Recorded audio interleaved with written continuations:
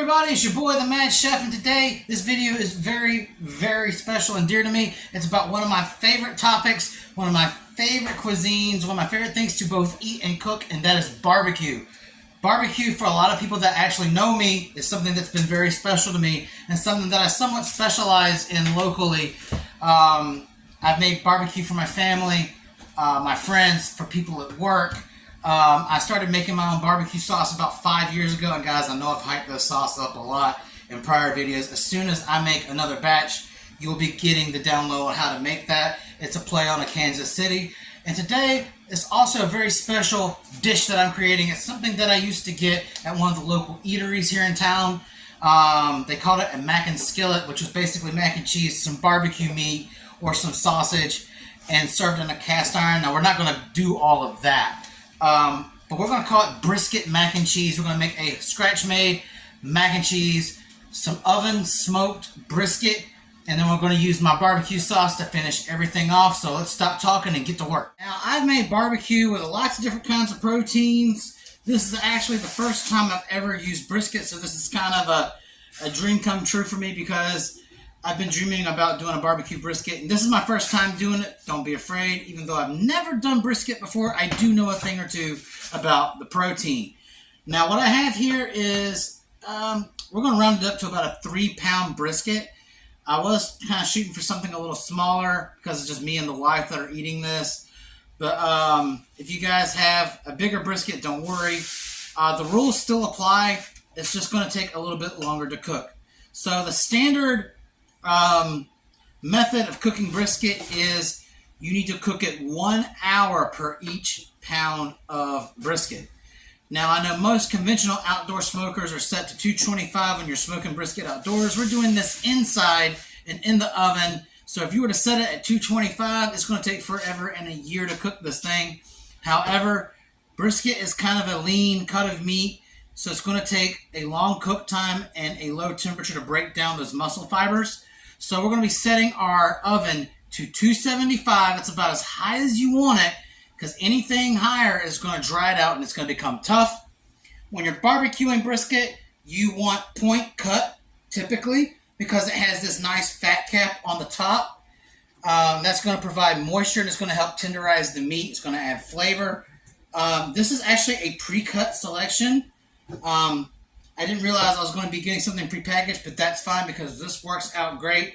Because if you were getting an actual cut of brisket from a butcher shop, you would have to shave down the fat cap to about a 1/4 inch thickness, which that looks like about what we're dealing with here. Anything more than a 1/4 of an inch, it's going to become tough and hard to cut through, and you're not going to be able to get through that fat to get to the meat. And another thing great about this recipe is it's relatively simple to prep, so let's get started. All you're going to need is some liquid smoke. I'm using hickory. You can use whatever you like. And then create a spice rub, or you can do like this, like I am. Now, this is probably about the only time you're going to see me use a prepackaged seasoning blend, because normally I come up with all of my own, but I switched to Weber's because whenever I first started doing barbecue, I made my Kansas City style rub, and then I tried this, and it has pretty much an identical flavor to what I was doing, so it cut me down some time, and it tastes virtually the same as what I was making from scratch. When it's like that, why not? If the flavor wasn't as good, I'd still be making it from scratch. So let's quit talking and get to prep. We're going to use this liquid smoke as a binder, and also it's going to give it that actual smoke flavor. So we want to make sure we're going to coat all sides nice and evenly with your liquid smoke.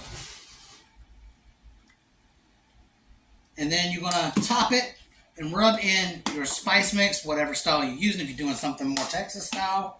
Whenever I think barbecue, I think Kansas City, because Kansas has always done it the best. And you're just going to rub all that good seasoning into all sides. Make sure you get even the sides and the corners. Everything's going to be well seasoned. Now we're going to wash up real quick. We're going to wrap this sucker in aluminum foil.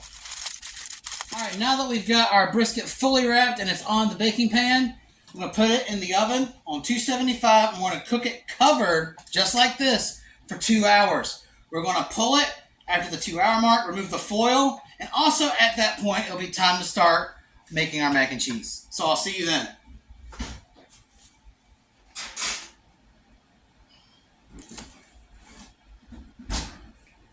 Alright guys, it's been 2 hours, just a little bit longer. So we're going to take this brisket out, get the foil off of it, and guys, it already smells amazing. Low and slow is the way to go. Oh. Alright, now that our foil's off, we're going to put this back in the oven for another hour. What we're doing now is we're trying to develop a crust.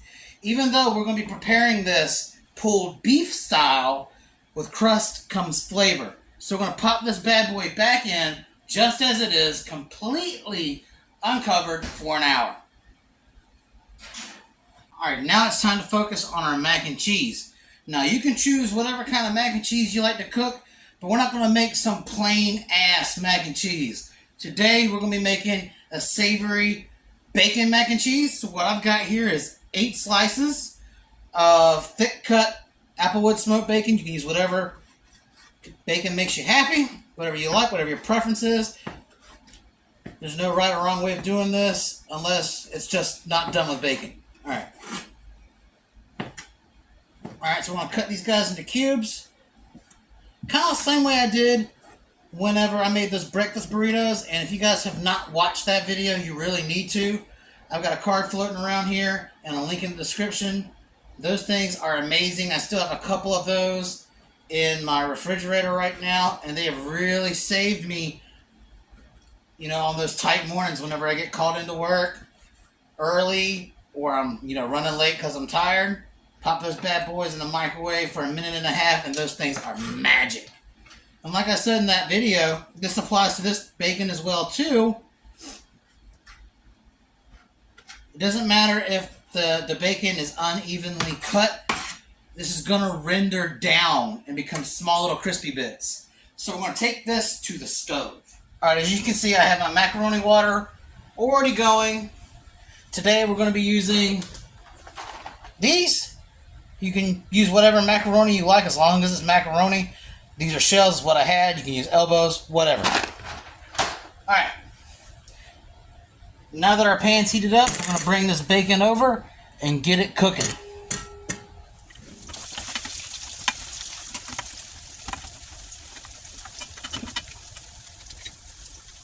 Alright, so my bacon has been in for 6 minutes and my water is boiling, so we're just going to go ahead and add in all of our shells. And this is just a standard 1 pound box, and that's fine because the sauce recipe I have covers 1 pound of pasta perfectly.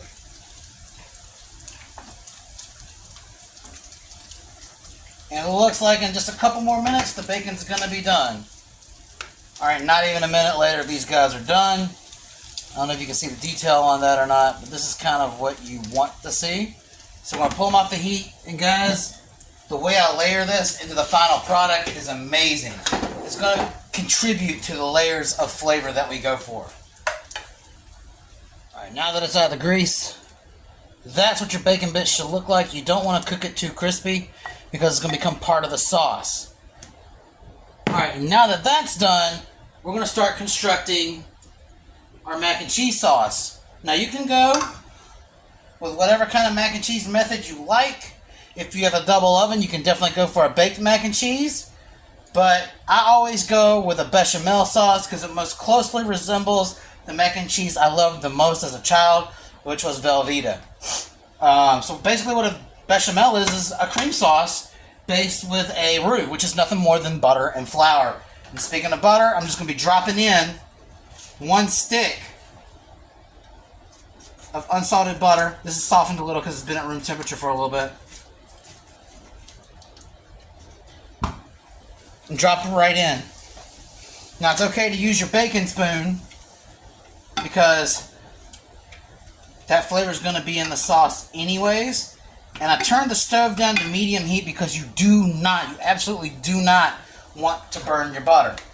If any part of the beginning phase of this sauce gets burnt or ruined, your entire sauce will be ruined. I've ruined many a bechamel, so I know what I'm talking about here, guys. You cannot afford to overcook the butter or the flour. Alright. Take this off the heat for a minute to make sure it's not getting too warm. Alright, and now we're going to add the second part of our bechamel. This is a half a cup of all-purpose flour. This is your classic mac and cheese seasoning. This is 1 teaspoon of kosher salt, half a teaspoon of white pepper, a teaspoon and a half of ground mustard, 1 teaspoon of onion powder, and a half a teaspoon of garlic powder, straight in. Now we get to mix this up until it forms kind of like a wet dough sort of deal. Make sure you scrape everything off the sides, and this is kind of what your beginning bechamel should look like. Alright, so what you're going to do now is turn up the heat slightly because you don't want to burn your roux. And you're going to toast your roux for 2 minutes. Nothing longer than 2 minutes. And guys, if you notice it starts to take on a really dark brown color or starts to smell like a saltine cracker, you know you've ruined your sauce. Now instantly, just with the butter, the flour, and the seasonings, it smells like mac and cheese without even any cheese put in the pot yet. That's why it's so important to season your sauce at the beginning of phase. Right when you add the flour, you add whatever seasoning you want to put in. And this is pretty much dead on accurate to a classic mac and cheese.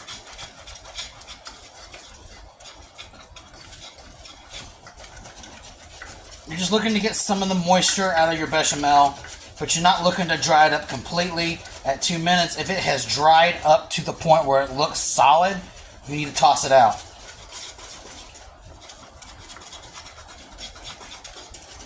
You should notice a change. There should be some thickness, a little less liquid, and it should just be bubbly and thick.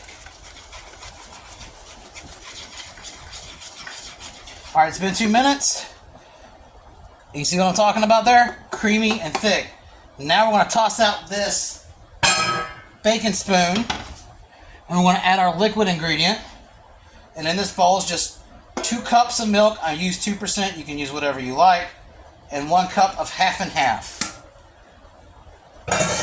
This is the one time where I can tell you you cannot substitute with heavy cream. I've tried that once, and the results were terrifying. It just choked up my sauce. And you want to continually stir your bechamel until you start to see it thicken. And it pulls against your whisk. And normally for this part, I turn it back up to high. Alright, now I've only been stirring this thing consistently for 2 minutes and it's starting to thicken. Once you can pull your bechamel up off the sides a little bit, you know it's time. And it's going to start getting heavy against your arm. This is why a whisk is absolutely necessary for this part. I tried using a spoon and it just gets caught up on the spoon, and then your sauce is not evenly distributed. Now that's what you kind of want to see. It's starting to rise up off the side. You see that? Now it's time to add in your cheese. For today I'm using mild cheddar shredded. You can use sharp if you want to go more traditional. Now, a traditional sauce calls for 2 cups of cheese for 3 cups of milk. I try to go for about 2.5 because I like mine to be a little extra cheesy. You don't really want to exceed the threshold, in my opinion, of 2.5 because then you are definitely going to choke up your sauce. Guys, I'm speaking from experience here. I have ruined many a cream sauce.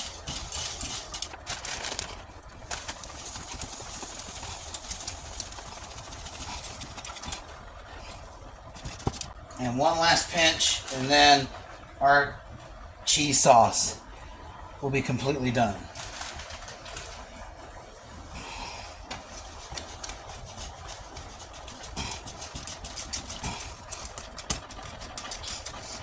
Alright, so I kind of had a kitchen disaster when I was trying to demonstrate what your cheese sauce should look like. which is why we're doing this part of the macaroni and cheese right here instead of on the stovetop. It definitely needs a good cleaning, but I can't do that until it cools down some. So the moment the cheese was done, so was the macaroni. And whenever you're straining out your macaroni noodles, if you're doing it this way, leave a small glaze of water down at the bottom. This is going to help break up some of that thick cheese sauce. Not even 1/4 of an inch thick. You just want a thin sheen of water down bottom. That's all you're going to need. Otherwise, it's going to turn into cheese soup. So take your delectable bacon bits. Make that your first layer.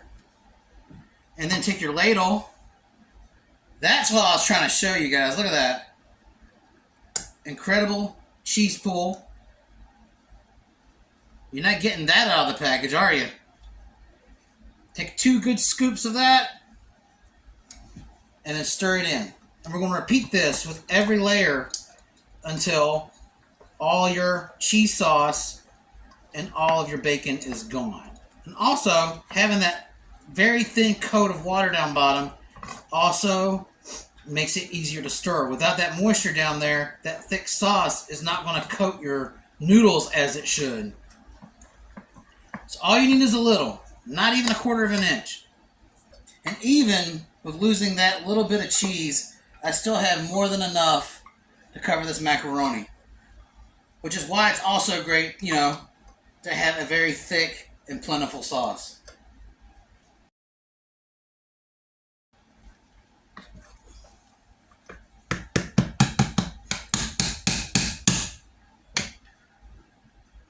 Alright, and that is our luscious bacon mac and cheese. We're going to try it to make sure everything is right.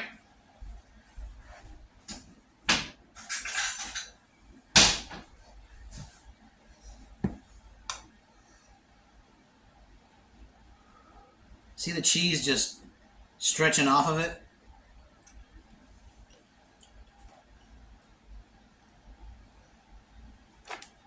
And that's perfect. No further seasoning. Definitely better than anything in the box. So what we're going to do now, we've got about 28 minutes left on our brisket. We're going to clean up. Okay, it's been an hour, so what we're going to do now is we're going to check the brisket and see if it's done. We're looking for an internal temperature of anywhere between 200 and 205. Why that eye? Because at that temperature, it's going to fall apart pretty easily.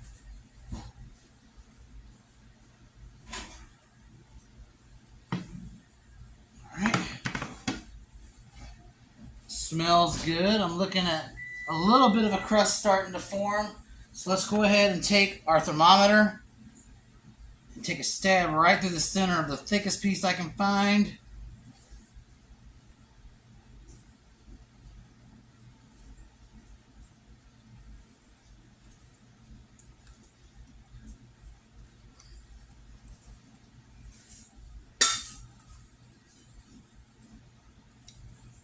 We're almost there, not quite.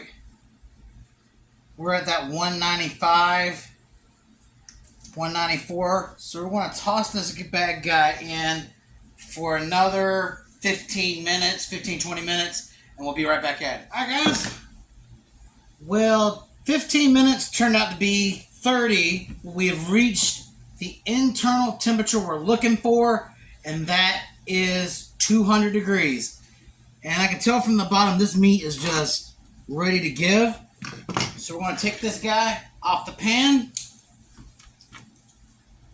into our bowl. We're going to take our meat cloths and shred this guy up. Despite the best methods and the slowest cook that I could get in the oven, this brisket has turned out a little too tough to shred. So I had to get creative, and I'm going to do a chopped brisket. So what we're going to do is we're going to heat up a pan on the skillet here. We're just going to warm it back up and get it barbecued with some of my sweet and spicy Kansas City. We want to warm that mac and cheese up. It's still plenty warm, but we want it a little bit hotter, and then we're going to plate. So you're just going to take your little brisket pieces, just enough.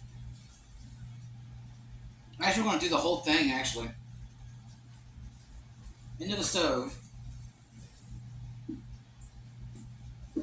Because we're going to barbecue all this brisket. Get some more moisture added to it. However, despite that it is a little tough, the flavor is spot on to what you want in a brisket. I may have done a little something wrong in the cooking process. Again, this was my first time. Flavor was right, but it was tough. So guys, if you have any suggestions or ideas on how I can make a juicier, more tender brisket in the oven, please let me know. All right, now that that's heating up, we'll take this rich barbecue sauce. Oh, by the way, I did manage to get my stovetop clean. So now it's time for plating. Get yourself a bowl and a couple scoops of this delicious mac and cheese. All I did was just put the stove on low heat for this, and everything is gooed back up. You don't want too much, just enough for about a strong base. Now you're going to take your tongs and get your barbecue beef, which actually softened up while it was in the pan.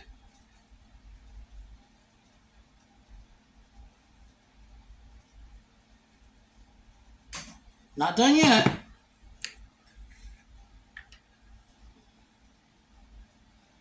And a slight pinch of parsley, and there we have brisket mac and cheese. So let's try it out.